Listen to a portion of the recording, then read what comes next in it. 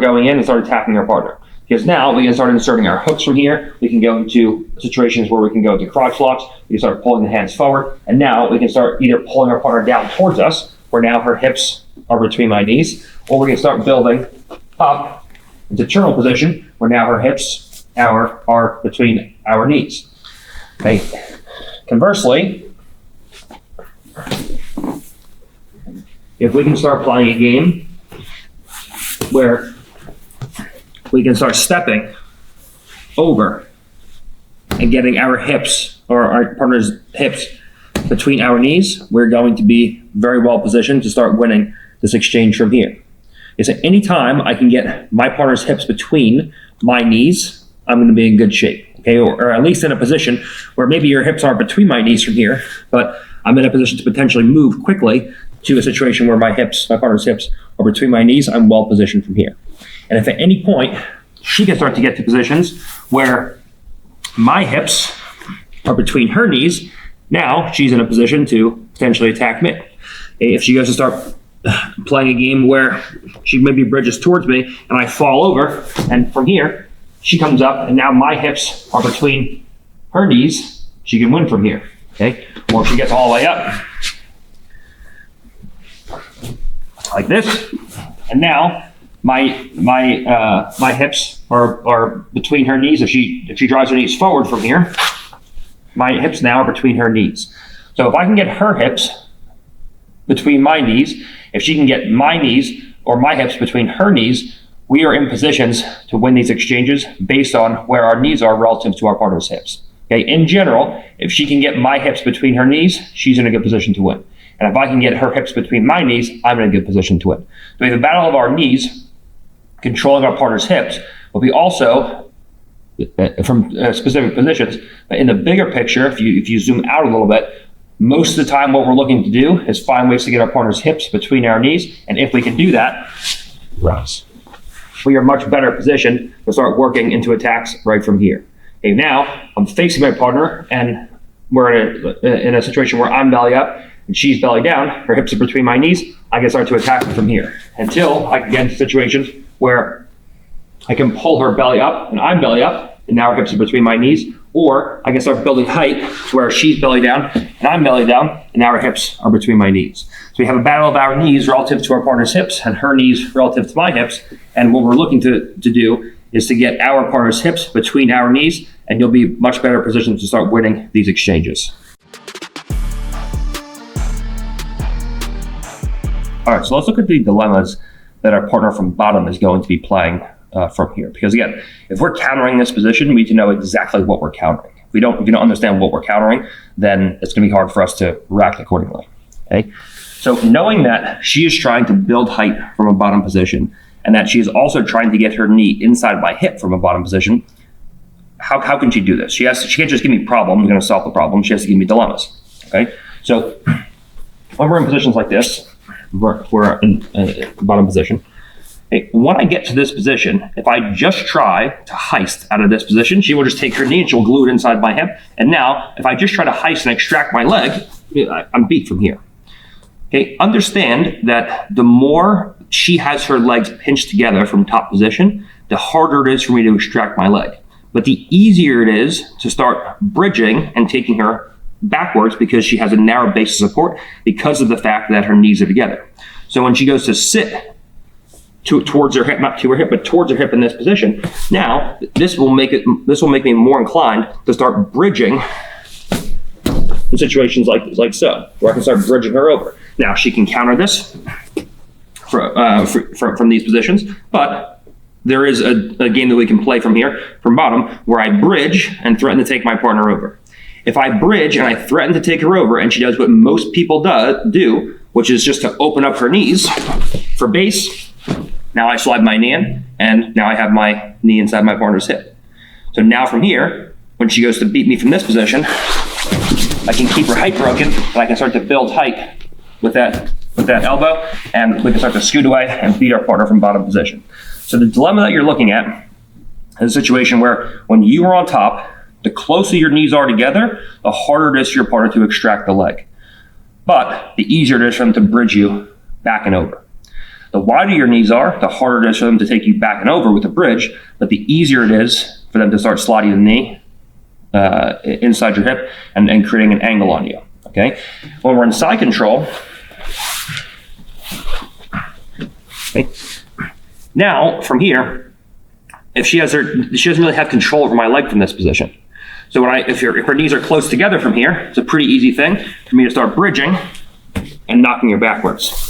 If her knees are wide from here, okay, now it's hard for me to start bridging and taking her backwards. But because she doesn't have my leg controlled from this position, it's a pretty easy thing for me to scoot away from my partner, where I bridge towards them. I get them moving back and away, opening up the legs, worrying about the base, and then I scoot away. And now we're in here. We play this game like so, where I now have my knee inside my partner's hip. Okay, so we can play a game where from side control or from half guard, where I play a basic dilemma game where I attempt to bridge my partner backwards. I get them basing. As they base, I either slide my knee in or I scoot away, slide my knee in, and now I have my knee on their hip and they don't have their knee on my hip anymore. So this is the basic game that we're going to have to deal with from top position when we're countering our partner's attacks from bottom position. Okay, so this position, like many positions, you can work through. If you're playing your A game, obviously you want to flatten them out as soon as you can. You don't want them to even get the overback grip. But if you're just working in this position, you can let your partner get to deeper and deeper positions until there's a point of no return. Okay, so there are certain thresholds, almost like checkpoints, when you're in this position where you can let your partner get to, and then you can fight back through the threshold and then re-flatten them out. Okay, it's almost like if someone has an arm bar, I'm safest here. I'm a little bit less safe here. I'm a little bit less safe here, and then this is like a late stage. So like early and later stages in this positional game. Okay, so if I'm playing an A game, the second she goes to start sitting up and coming towards me and going to that overback grip, I'm just immediately closing everything off. Okay, so if she can start getting through the window that's created between my elbow and my rib cage, she can start to reach for the overback grip. So if I steal that window off, like so, she can't move into the position, and I just crush her, kill the whole position right from the beginning. We can go a little bit deeper into this, where now she gets the overback grip, and I'm like, you know what? I don't want to play from here. I'm going to do a reach back crossface, and I'm going to return her back to the floor, and I'm not playing.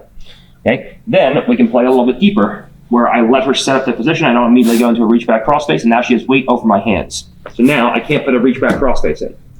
Okay. Then we can start playing from this position, where now we have to go into a variety of different things that we can look to do to regain position. And then we can go deeper into the threshold, where we can let her get a knee free, where she gets a knee free. Okay, this is a little bit deeper now. This is a lot more dangerous for me now. Okay, and then finally, situations where maybe she goes all the way into a heist and she heists her right leg up. Okay, and now we're in a relatively equal position where I can get the advantage, or she can get the advantage, but we're more equal from here. Okay, and then this is like pretty much the final stage, where now if she starts sliding her knee behind me, okay, now I'm not really in this overback position anymore. I'm more just defending my partner from taking my back, or like we're in like a full scrimmage now.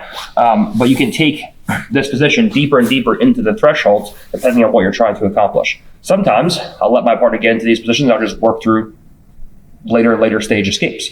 Sometimes I'll let my partner get to the overback grip. I'll make them think they're doing good work, and then I'll just backtrack into the legs, and I'll elbow cut and go right into a body lock, and not end up, passing to mount or whatever the case is. But there are certain thresholds that you can let your partner get to, and then you can work back from there to reflatten your partner out. In general, once they start getting their knee to your hip, they start to get a pretty significant advantage on you. So you can work from positions of advantage or disadvantage depending on what you're trying to do. Like obviously, if you're in competition, you just want to flatten your partner out and pass their guard. But if you're working in training, you can let your partner get better and better position, and then you can claw your way back to flatten them out and pass their guard. So you can work through these thresholds, through these kind of checkpoints in this position on your partners getting deeper and deeper, getting into better and better attacking positions, and you can kind of reverse engineer it and then recapture the knee, maybe reach back crossface, flatten your partner out, pass their guard, things like this.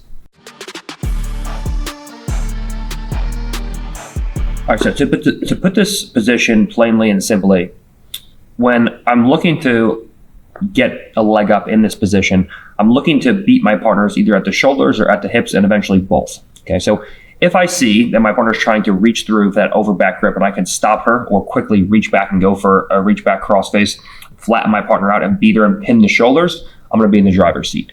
If she beats me at the shoulders and I feel like I can't get my hands off the floor, she's doing a good job of stopping me at the upper body, I can't go for a reach back crossface elbow cut, which we'll talk about a little bit later. If I can't do these things, then I have to dominate my partner at the hips, whether it be controlling the leg, whether it be pushing the knee down and driving my knee to the far hip. I have to do something to beat my partner at the hips so that I can reclaim the hips and then work back to the upper body. If we're playing a basic game, as we always do, between upper and lower body. If I can beat my partner at the upper body, we beat them at the head and shoulders, flatten them out, and go into our calves. If they beat us at the lower body, then we have to beat them at the lower body, and then we can kind of recover from there. So the most basic way to think about this is if your partner gets the over back grip and dominates you at the upper body, we have to dominate them at the lower body. Because if we lose the upper and the lower body battle, they're going to end up winning and scoring off this position. All right, so just going into an overview, I'm covering the position like pretty much as a whole. So we're going to look at this in two different ways. We're going to look at it from a top half guard where our partner puts an over back grip in, and then we're going to look at it from a top side control when our partner puts the over back in.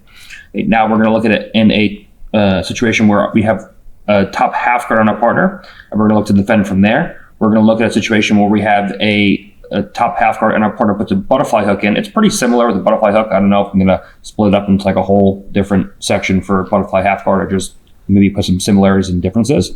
And then we're going to look at it from a bottom side or top side control because of the fact that you actually have a little bit less control from a top side control because you're not controlling your partner's legs. So we're going to go into first top half guard and butterfly half guard. And then we're going to go into top side control. And throughout this, I'm gonna try to look at some of the new grips and things that like Craig is using. Like most of them don't even really make sense. And I'm just going to break down why they don't make sense. Like, so, some of the positions like the turtle overwrap where he like overwraps the leg. Like you have to do like 27 things wrong in order to end up in that position. It's just an unrealistic position to end up in.